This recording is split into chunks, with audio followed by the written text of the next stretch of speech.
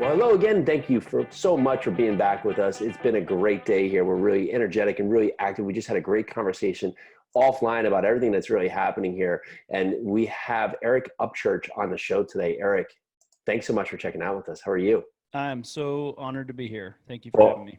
Eric's doing some really dynamic things, and just his background is tremendous, and you're going to be blown away by that. And then just talking about everything he's doing from a business side, from a family side, this is just going to be an awesome podcast. So I'm looking forward really to learn, really to dive in, and just a little bit more about Eric. He's an Army Special Operations veteran who grew up in central Iowa before attending college in California. He had a passion for educating the military community on how to create long-term wealth through real estate investing while personally investing across the country for the last 14 years. He served as co-founder of Active Duty Passive Income, which is ADPI, and a senior managing partner with ADPI Capital. And most recently, Eric's team has opened the nationwide, first of its kind, 100% employee-owned mortgage branch, real estate brokerage, as well as an insurance company, all with the goal of serving the ADPI community of military real estate investors. And just a quick recap. So not only that, I mean, he's active. So they have 571 doors as general partners, all in 2019. So we could talk about that transition. It's been limited partners on another 574 doors and involved in over 43 million of multifamily assets across. So Eric, that's super, man. That's great. Thanks so much for coming on. Thank you for having me again. And that just, when you read that, I mean, talking about that stuff blows my mind. What you just said sums up the last 23 months of my life. That's great. I haven't been doing multifamily for even 2 years yet. So just really honored to be in the position that we are, and the future is what I'm super excited about to see where we can go with this. You know, we spend so much time thinking, right? And if we just actually just say, okay, I had a thought, let's implement, look how much can be done. 23 months, you just said that here. You said, okay, we're going to transition. We're going to put our focus on multifamily.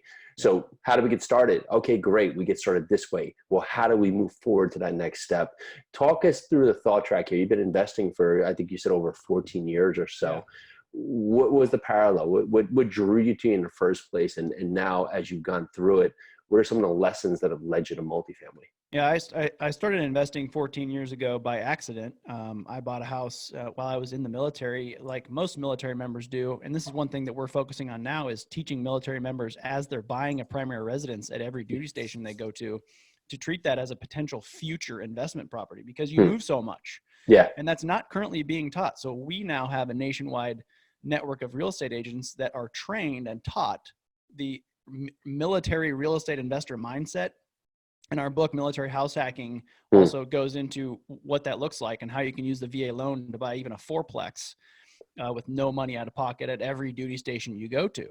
So we're now educating the nation about that stuff. So I was in that spot, which is kind of how a lot of this, and a lot of our team members have been in this spot where we didn't know what we didn't know. We didn't know that we were going to have to rent out this property when we moved to the next place that we were going to be stationed. So that first property looked like ended up being a rental, but I bought it because my wife and I needed a place to live. I was actually in Iraq on one of my tours when I bought that property with my wife, and didn't know. I rolled in the VA loan funding fee. I rolled in the closing costs, zero out of pocket, new construction in 2006. Sounds like a good idea, right? Ideal. Yeah. but you know, it's a lower price point. We're talking $140,000 house. So, but at the same time, you know, fast forward 10 years, still owned that property, and it was quote unquote, if you're listening to this, I'm quote unquote cash flowing $80 a month on a good month, right? And so as soon as the air conditioner goes out, the thermostat, the air conditioner, or whatever goes out, I just blew 6 months of cash. Yeah, sure. Yep.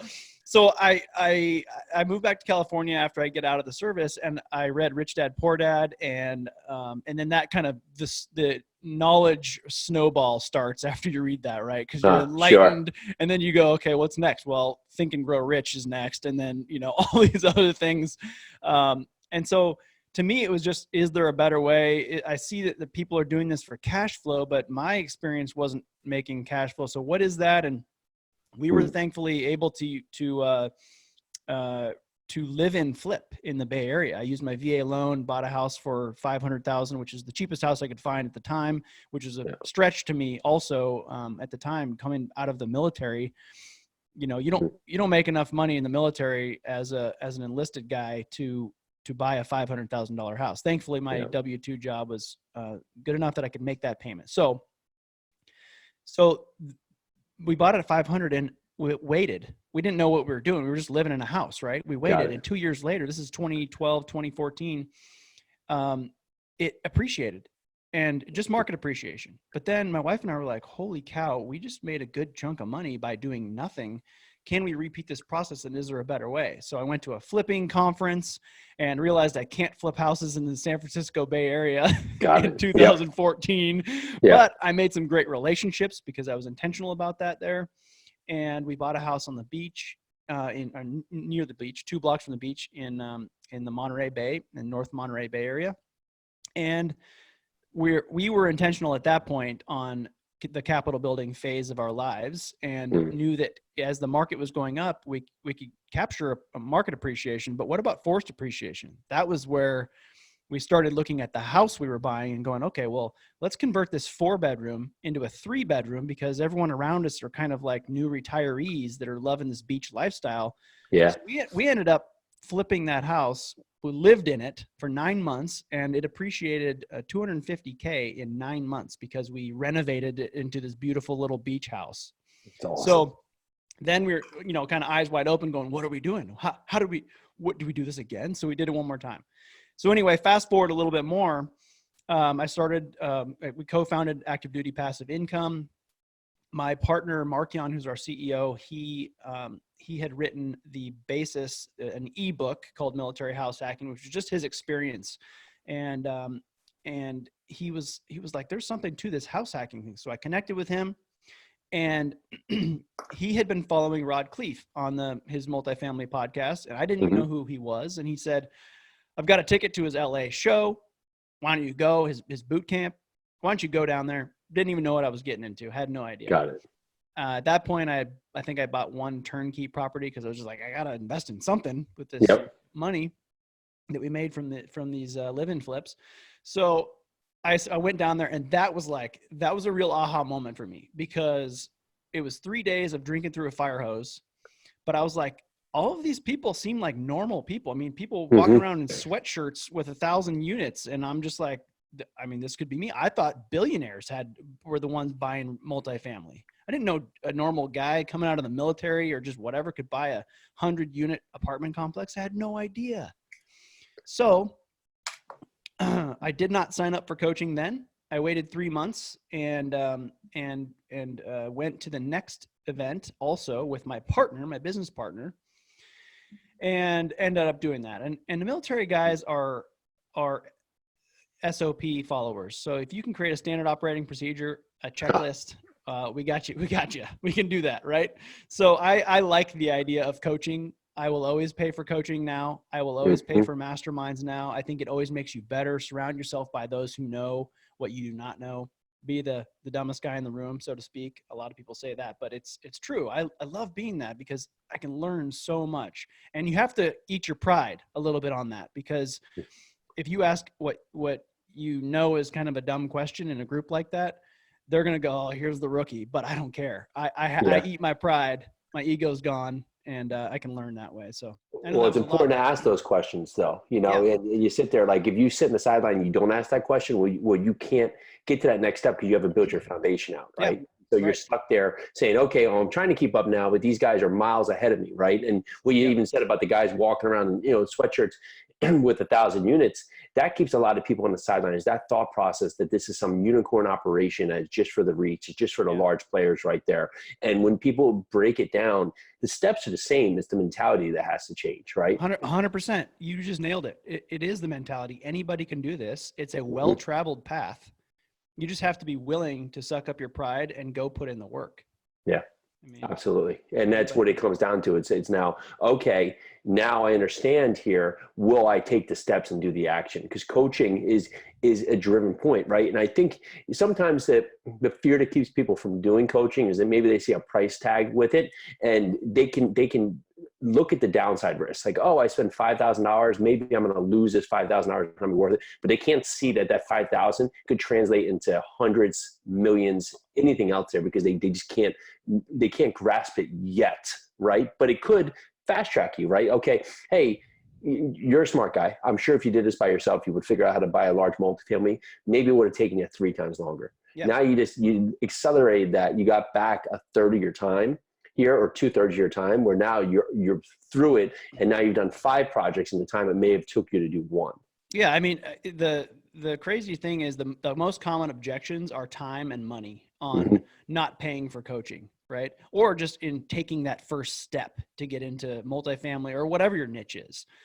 But I would say that, you know, if, like you said, if you say you pay $20,000 for a coaching program, I wouldn't do that unless I was ready to burn the boats. Unless you have made the decision that you are going to be a real estate investor, this is your niche. You are never going to quit until you make that happen. Until you make that decision for yourself and your family, don't buy coaching. When you do, though, money should no longer be the object, because the point of coaching is that you're going to make more than you paid in your coaching, right? Accelerating the process. Exactly. I paid $30,000 because I didn't know what I didn't know back then, and I went to one of these, you know, come to our free 90-minute presentation, buy the tax lien package for $1,000, and then go to then you can come to our 3-day boot camp, and then they upsell you to the advanced coaching, and I did all that, and that was like all my money back then. And, but what I got out of that was the understanding of, first of all, how coaching works. So I got my, you know, kind of lit a fire under my butt. Plus I wanted to make that money back, you know, but I was a little bit put off by the fact that I couldn't do what they were teaching in the market that I lived in. Right.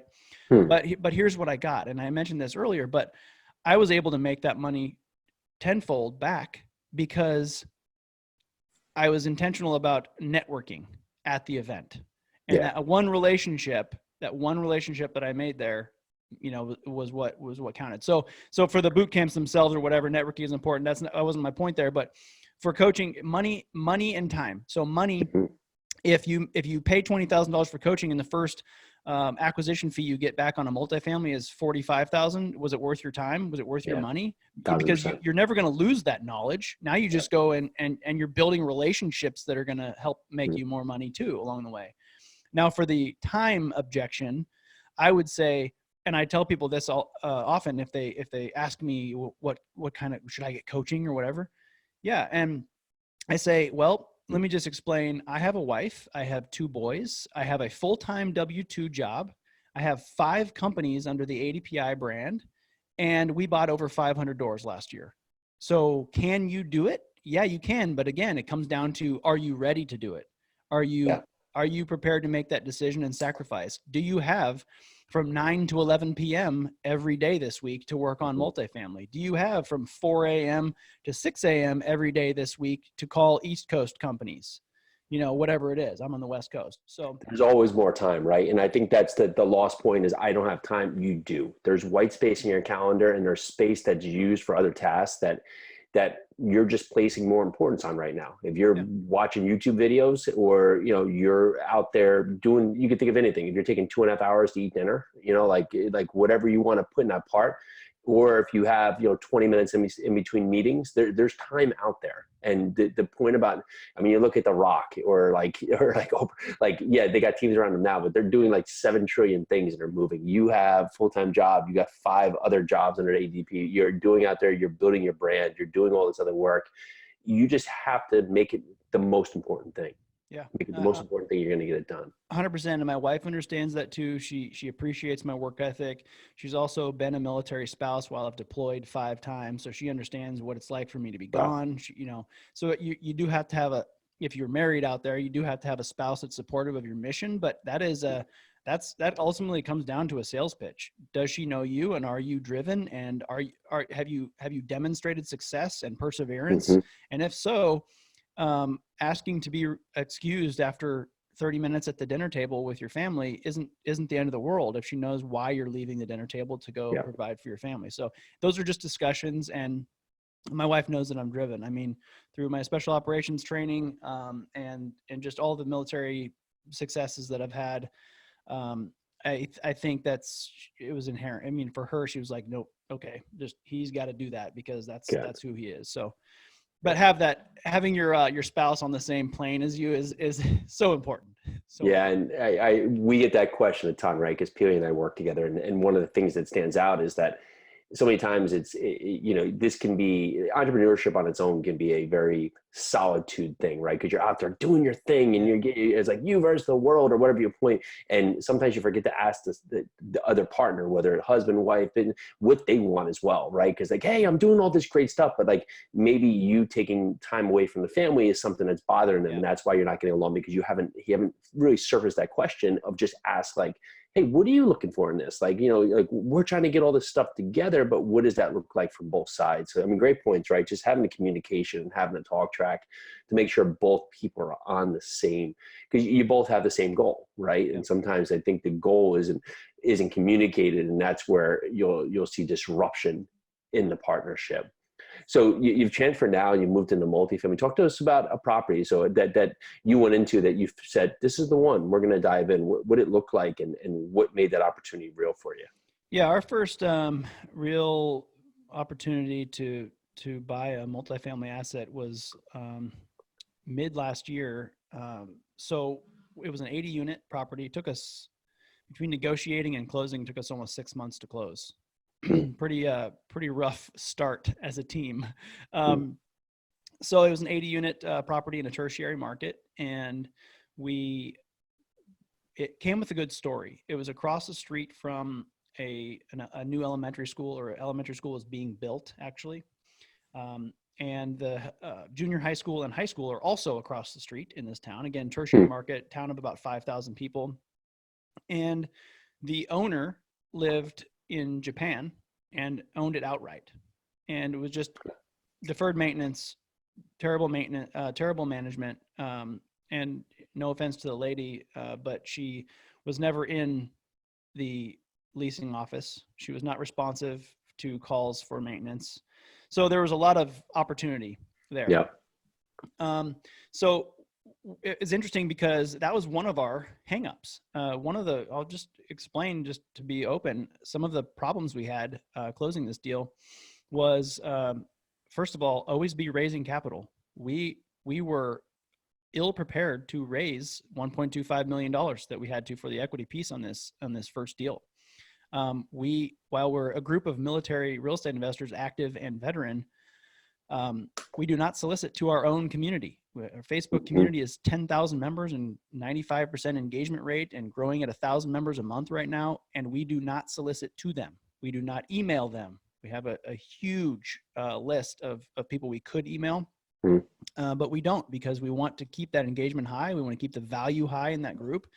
And so since we don't allow soliciting, we do not solicit. And so I guess that just means, where is our money coming from, right? And we chose a 506C on this deal, which has its pros and cons. You can advertise, but we weren't going to advertise in our own group. So where do we advertise? Yeah. Well, you advertise on LinkedIn and wherever else, and just on our personal pages, I guess.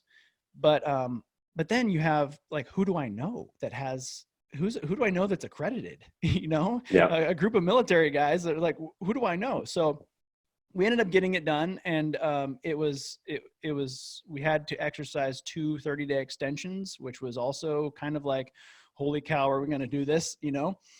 But the other thing is, had we gone with a 506B, then it's you can't advertise. But again, who do we know?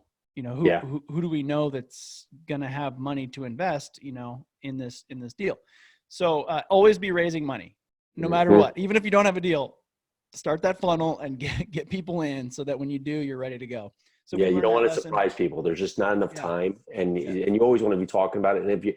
And it's not a hard pitch for people. You're just talking about what you're excited about, right? You're just Yeah. building your network so people, because there's a certain channel where people just don't, like you said before, I didn't know this was even available to do. Well, there's a million investors out there that have no idea they can invest in this. Yep. And so, and for them to get over that curve, it's like, it's a lot of information at one time. So yeah, but awesome.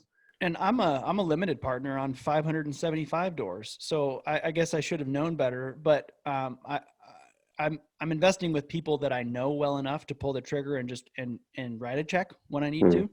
So, but what I realized is raising capital from investors is like herding cats. I mean, it is constantly emailing. Here, I sent you the routing number. I sent you the account number. Here's the wiring instructions. Oh, where is that? I lost that in the email somewhere. Whatever. And it's always it's weeks of communication to get a wire, right?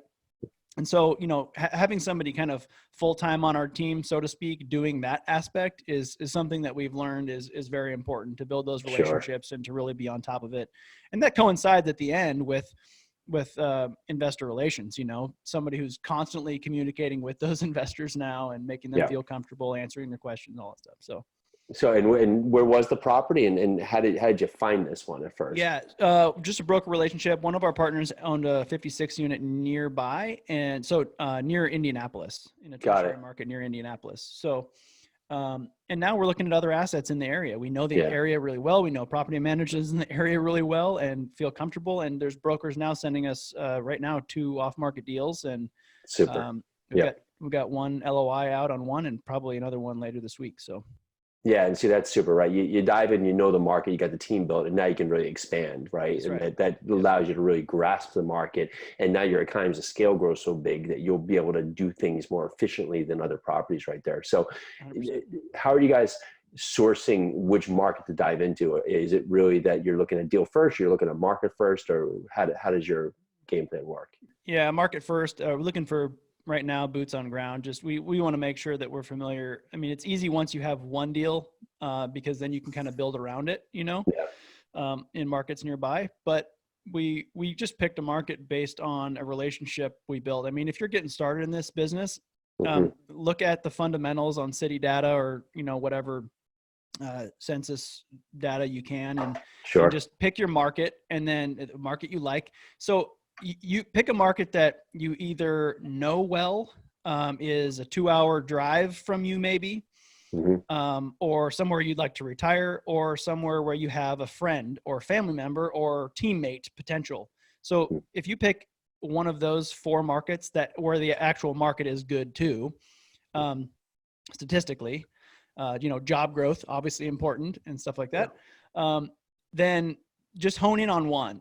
If you're getting started, if once you have a deal or 2 done, you can start picking other markets with the same type of criteria. Okay, well, we know that Atlanta also, we have this system in place. Okay, so we can kind of branch out there slowly but surely.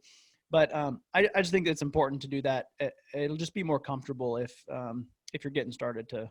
That person doesn't have to always know the real estate market too. I found that they can even give you like, okay, hey, that's a good area because there's some breweries open up or something. Yeah. Or hey, that's a war zone. They're kicking you out. Even that totally. Don't cross 32nd Street or exactly. something like that. Yeah. I love it. And you're doing all these other businesses that are aligned with really the point. But the one thing I wanted to talk about, because it was in your bio here, is you guys had opened up nationwide, first of its kind, 100% employee owned mortgage branch. Yeah. What was the lead? What was the direction of you have a lot going on right now, like to jump into this path and talk to me about it. Here's one thing that's really unique about what active duty passive income has going on right now. We built a community first, and we added a ton of value to a community. My wife kind of laughs because until 2019, I didn't have Instagram or anything. And she's like, dude, you're kind of getting old, man. Why, you don't have Instagram? You only have Facebook? I'm like, no. So Facebook is like a business tool to me, right? Yeah. And a lot of my friends in the industry use Facebook as a business tool. LinkedIn hasn't quite caught up to where Facebook is yet as far as capabilities and appeal. And Instagram doesn't have the same capability either, obviously, for obvious reasons. So anyway, I really, it's an interesting thing to So look back only 2.5, 3 years ago when we started this company, we started with just a community of, there were like 100 people in the Facebook group when I kind of joined the team. And we started adding so much value. I remember the first Facebook Live I did, I had a script of what I was going to say. And I was just Awesome. terrified, Yeah. And now it just, you pop on, you're like, hey guys, this is what's going on. But anyway, so build a community first and add maybe 5 things, 5 free pieces of value. Now we have 16 free things that we offer, including our #1 best-selling book on Amazon. It's free. The digital version's free on our website. We have a VA loan mastery course that's free. Our podcast is obviously free. We have a free tax consultation from an enrolled agent. So all of these different things that we offer for free to our community.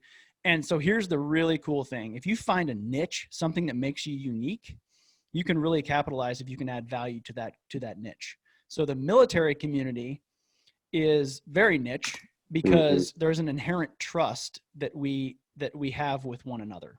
Absolutely. So we built out a community. I'm getting to your answer here, but we built out a community, added tons of value to it. It's growing immensely. So we have people now coming to us saying, hey, we see that you're the premier military real estate investing education platform, because we have a single family and multifamily education tracks. But what about if you joined us, a veteran owned, 100% ESOP mortgage branch, and we were one of 5 people that got to own our own branch under American Mortgage Network. Wow. So now if you think about how cool that is, and that's how the insurance company happened, and that's how the real estate brokerage happened. People come to us and go, you guys have the platform, you guys have the community. We're veterans serving veterans. Here's why we're unique. And you're unique, so let's get together and build this thing. And so all we're doing now, we have a financial services division that's been built out based on the idea that we're all just trying to serve veterans the best way possible, and how can we outreach to that community? Yeah. So build a community before a product and add tons of value, which a lot of people miss. And then people will come to you, and not just business opportunities will come to you, but also customers will come to you as well.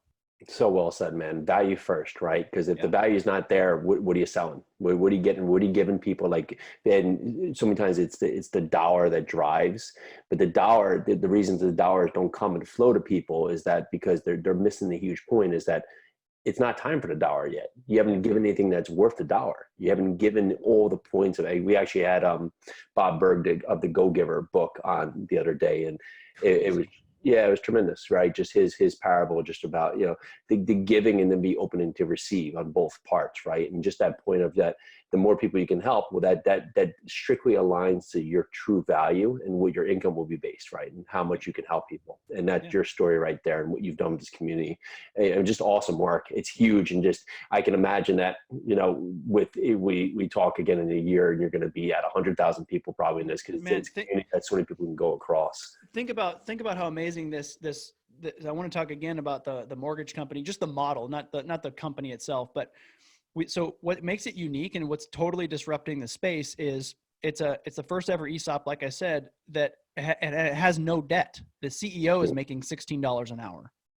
So the loan officers, so think of a loan officer, typically like a real estate agent, would have to pay the broker to hang their license under the brokerage, right? Yep. Same with a loan officer, has to pay a certain amount of basis points to the brokerage. Well, in this case, the loan officer owns pro rata their production per year of whatever they produce. So they own the branch they serve, and then the branch goes and buys multifamily commercial real estate to pay pensions to the loan officers. So it's this full circle thing where, a typical loan officer out there would just be money burned to the brokerage. And in this case, they're not only getting health benefits from it, but they're paying their own pension by producing loans. Wow. So it's amazing. And there's no limitation on growth. So they can own as much of the branch as they produce. It's amazing. Yeah. So, awesome work, man. Those types of things are just amazing to watch unfold and disrupting the industry. And like you said, I can't wait to see what a year from now and 5 years from now looks like, because sky's the limit. So huge congratulations on all the success. For everybody that's listening, talk to us how they find a podcast, if they're military, how they talk about, coming, being a partner of the group, connecting with you. What's the best place to reach out? Yeah. So activedutypassiveincome.com is our website. Military real estate investing, you can look up on Facebook, and you'll get in there. I'm at Eric at activedutypassiveincome.com, or real Eric Upchurch on Instagram. Also, and if you come to our website, we'll give you our free book and all that stuff too. So, Awesome, man. but I wanted, you said Go Giver, and that's in my queue to read. I cannot wait. It was recommended by a friend. And giving, I wanted to talk about that for a second if we have time. Absolutely, because we do. To me, the reason that we do what we do is for giving, not forgiving, but for giving, to give. I have on my vision board, actually, I'll pull it off. This is something I look at, and I'm actually redoing my vision boards right now so that they're displayed on the opposite wall of my house, my office. But give $1 million. Give $1 million annually is something that I am striving for. It's something that I'm putting intentionally in front of my face every day. My kids know that. They got me this fake $1 million bill. That's awesome. But it's if you're intentional about giving and adding value, you can think of it as a selfish thing, but that will come back to you. And I'm fortunate enough to be in a place where I know myself. I know my life's mission is to educate, empower, and to help people grow.